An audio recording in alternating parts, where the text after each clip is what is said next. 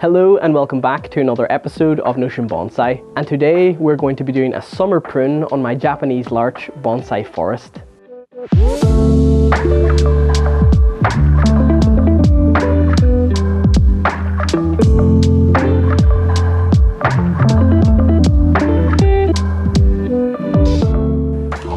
So this is the forest that we're going to be working on in this video today, and this video that you're watching right now is video 2 since I began documenting the progression of the forest. I'm going to put together a playlist on my channel where you can see all the different videos that involve this forest. So if you haven't seen part 1, I will leave a link to that in the description of this video. Last year we pruned this tree during spring. It was around March. The trees hadn't yet come into leaf, so we were able to prune it quite early in spring last year, just before the tree pushed out new growth for the growing season. But this year I've decided just to let the tree grow, get really healthy, and now today we're going to do a summer prune.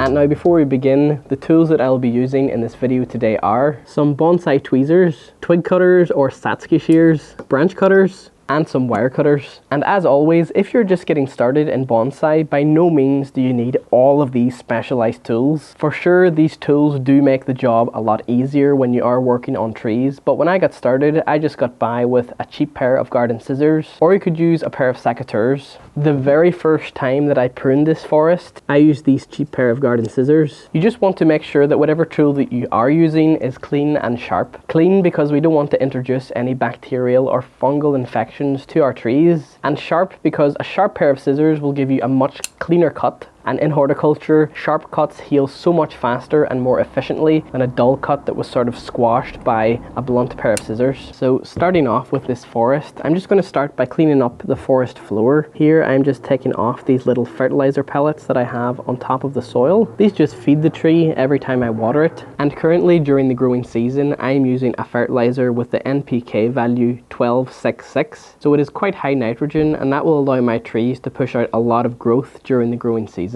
Now, depending on where you live, you may struggle to get a bonsai fertilizer with this NPK value. If that is the case for you, or perhaps you would just like an even cheaper alternative, I would recommend, if you're just getting started, to use a balanced fertilizer, something with the NPK value like 10, 10, 10, or even 5, 5, 5, and then from there, just fertilize accordingly. I would like to renew the top layer of soil on this forest because it's starting to build up with the fertilizers that I use on it, and I would also just like to freshen up the forest floor. So I'm just going to take these bonsai tweezers and just scrape along the forest floor, and as I go here I'm also going to do some weeding, and what I'm aiming to do here is just to take off about 1 centimeter or even half a centimeter of the top layer of soil. As you can see here, there's a weed, and this is a really annoying weed. If you see this in any of your trees, I would recommend getting rid of it as soon as you can. This is what's known as Irish moss, or I've heard some people call it Scottish moss. And whenever this begins on a plant, it looks quite innocent on its own, but quite quickly its roots will go down and begin to spread across the entire planting. So if you do see this, I recommend getting rid of it as soon as possible. If this is left to grow for any length of time on a bonsai, worst case scenario, it could then begin to affect the health of your planting. So you really want to get rid of this Irish moss.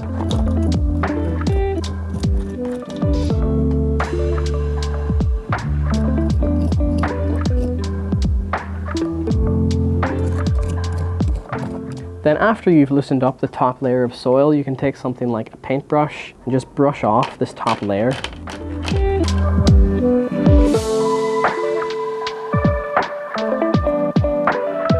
Alright, so as you can see now, I've removed all the weeds and moss and anything that has built up on the soil over the last year from fertilizing it. And now with this, like this, the water will be able to penetrate this a lot more efficiently when I water this. So let's just take a little peek at the roots to see how they're doing. Alright, it is formed all together in one root mass. So perhaps next year I will come in and give this planting a repot, but for now I think it's completely fine, and it's also the wrong time of year to be repotting this. It's early summer for me right now. Looking at the bottom of these trees, as you can see, there is now some algae or moss beginning to grow up the trunk. So I'm just going to treat this so that it doesn't begin to grow and cover this area, because if moss begins to grow up the trunk of your trees, it will look nice and add edge to a tree for sure, but if it stays there for any length of time, time, it can provide too much moisture in this area and then over time rot the bark off of the tree. So here I'm just taking a little jar with a solution in it that we're going to use to treat the algae on these trees, and all that it is just a dilute solution of white vinegar and water diluted in a ratio of 1 to 3.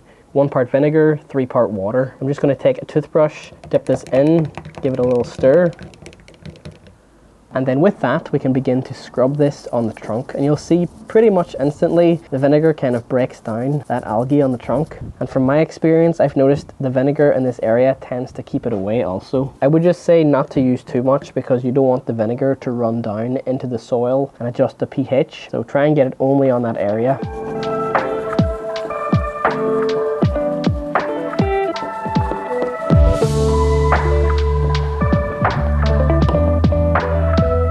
As I look at the bottom of this tree here, you can see there's some roots of the tree coming out from the trunk. Aerial roots like this aren't really that common on Japanese larch in the wild, and by having them in the planting like this can make this tree look a little bit more juvenile, and I really want these trees to have an old age appearance to them. Of course, if you wanted to and you like this feature, you could keep them. You could even take these and even put a rock inside like this, as if the tree had grown around a rock somehow. Just personally, for what I'm going for, I don't think it works, so I am going to remove this, but it's definitely good to experiment in bonsai.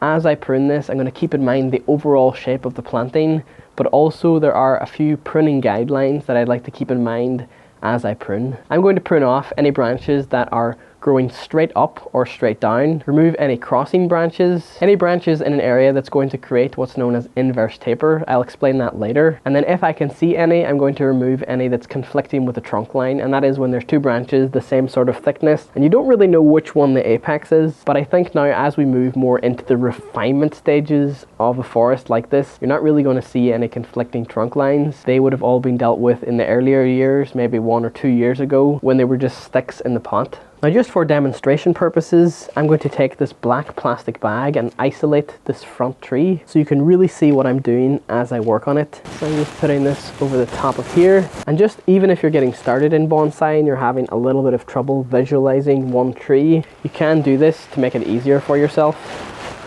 So I'm just going to begin here by shortening these branches. On Japanese larch, if you look along a branch, you will see really close in here, there are little dormant buds. You can cut back to any of these and the branch will do quite well from there. But I really want to take this back as far as I can and try and compactify the tree, make it shorter. So I'm just looking for buds that are a little bit further in than that last one.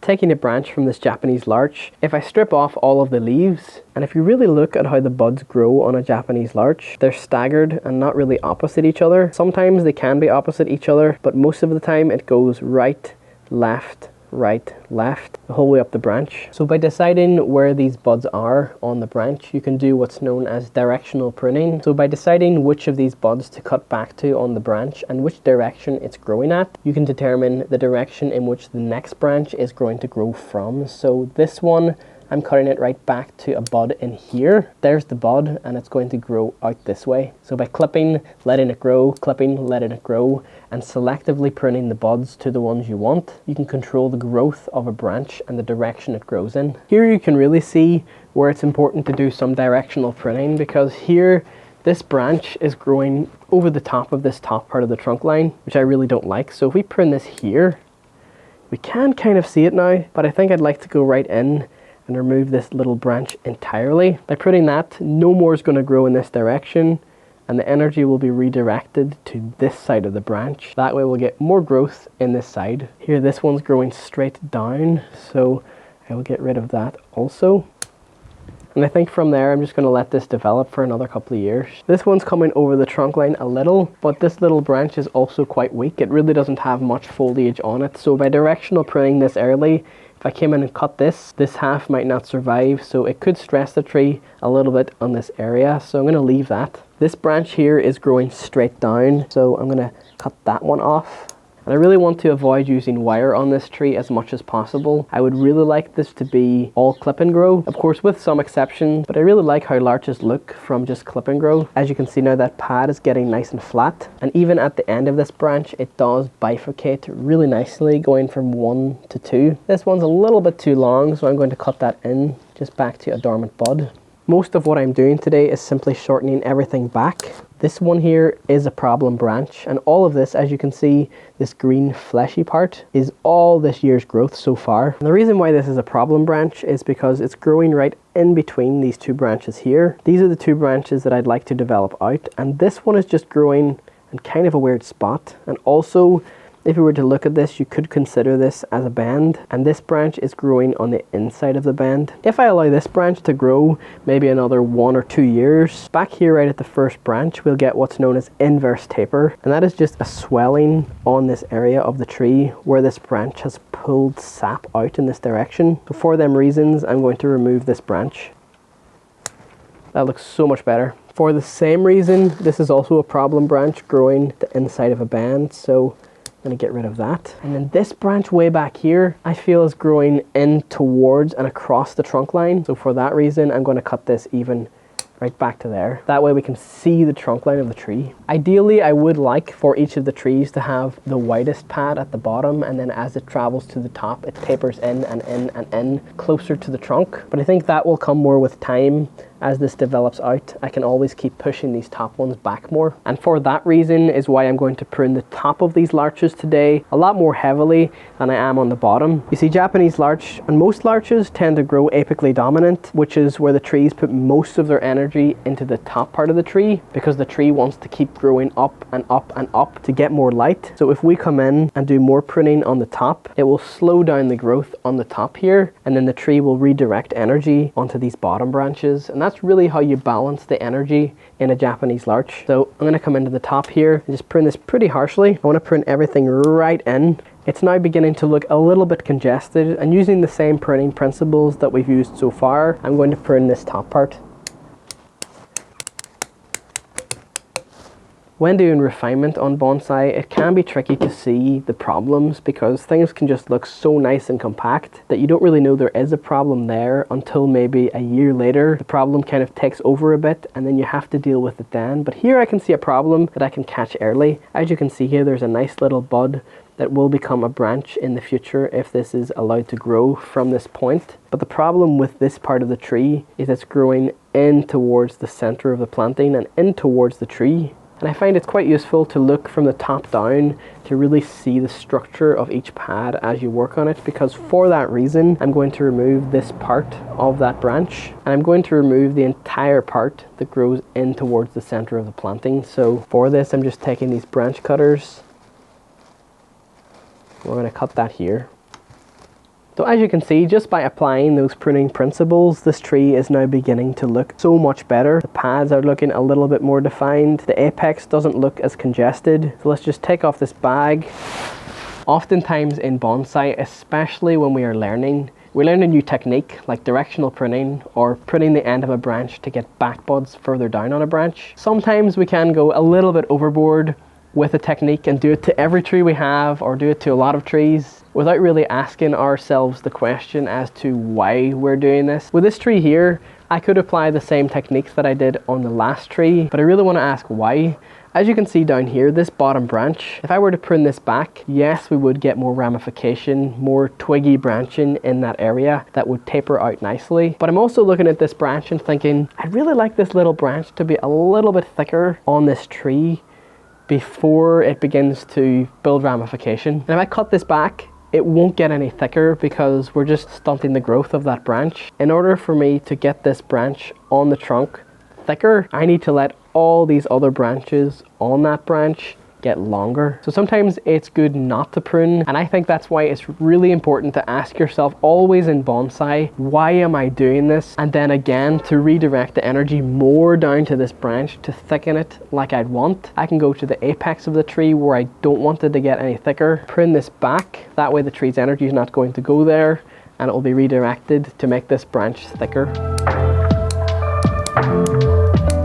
There is this little small tree in the planting, and I put this one here just to add a little bit of depth and add some foliage on the bottom back part of the planting. And even though this tree is smaller, I'm just going to treat it the same as I did with all the other trees. So cutting this back to a bud. I like the thickness of this branch, but I don't quite like the direction it's growing in. It's growing over that way, crossing the trunk line, where it really should be coming out like that. So what I'm going to do is just shorten it in. So I would like this branch to go from here just out to there. So I'm just going to apply a little bit of wire to hold this branch in place. So I've just got a little scrap piece of 2mm aluminium bonsai wire, and I come in around here. And remember, in bonsai we have this thing which is known as the 2-branch principle, and that is wiring 2 branches together so that each branch holds the other in place. So I'm just coming around here, and then with this other half, I was going to anchor to this branch, but it's dead and it's not really that strong, so I'm going to remove that. Instead, with the wire, I'm going to come around the trunk, and I'm just going to anchor it around this branch underneath, around like that. That's enough to hold it there. I'm going to cut that there. Then I can just position this branch on top where I like. You may notice these Japanese larches on them have sort of a white coating on the trunks of the trees. And this is simply from when I applied lime sulphur to these trees during the winter. I applied it mostly to take away any insects that may be laying dormant on the tree, or any fungus that might be on the tree over winter. But I really like this white aged look it gives to the trees. We also do this with Japanese maples just to give them a winter wash. I am aware that this coating isn't to everyone's taste. Some people prefer the natural look of the Japanese larch, but I just really like how this whiteness adds to the age of a tree. And I think as each winter comes, I will continue to treat this tree in the same way. And I think from there it will only get whiter and whiter looking as the lime sulphur builds up year after year. And now, just so that this video doesn't get too boring, I'm going to time-lapse past pruning the rest of this forest, applying the same techniques that I have showed so far. But again, as you do apply these techniques, especially to a forest planting, you do always want to keep in mind the overall shape.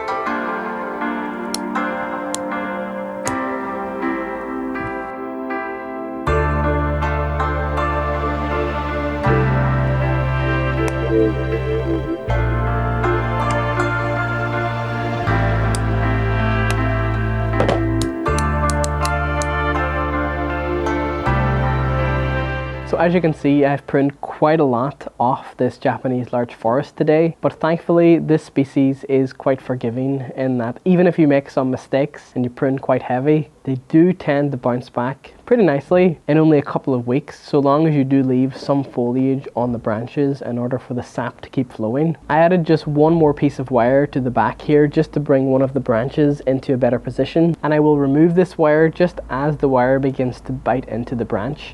I don't want to leave it on so long that it scars the branch, but just enough so that it bites in and holds it in place. But yeah, all that's left to do now is to tidy up the forest floor and give this planting a water.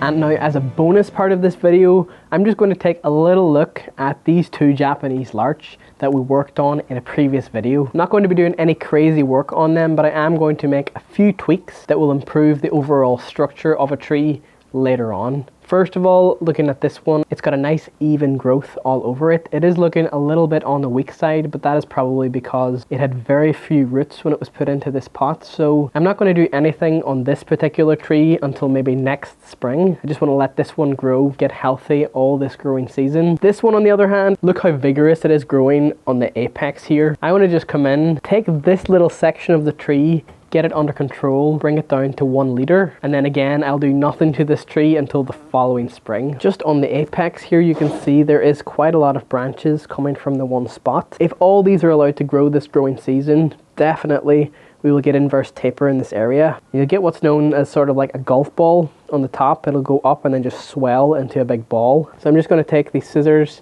cut off that one because I don't think that's a suitable leader. I can cut back in to about here, just reducing the vigor on that branch, and then I'm going to have this as the leader of the tree, so it's going to taper from the trunk into this branch. So as you can see, not always in bonsai do we come in and do a full pruning, a full style all at once. Sometimes it could be just little minor tweaks that you see on the tree as you pass your bonsai bench. You see just a little bit of improvement that could be possible on a tree. You do it then, leave it a couple of weeks, come back, do another little more. As long as you don't overwork a tree, it should be fine. And yeah, that's all I'm going to do to this tree until next spring. And there you guys have it. On that, I'm going to end off this video right here. If you enjoyed, please be sure to leave a like on this video. It really helps out the channel a lot with YouTube algorithm. And please let me know what you thought of this video down in the comments below. If you have any tips for me or ways of pruning Japanese larch forests, I'd love to hear them. I'm always open to new and different ideas in bonsai. If you would like to support me and all the things that I do on this channel, hit the thanks button down below. Or if you'd like to become a channel member, hit the join button. That way you'll get early access to new videos before they go out to everyone else, and you will get access to membership posts and other channel perks like badges. If you'd like to keep up to date with all the things that I do off camera, please follow me on Instagram. It's @NotionBonsai, and you can see all the things that I do on there. But on that, thank you so very much for watching.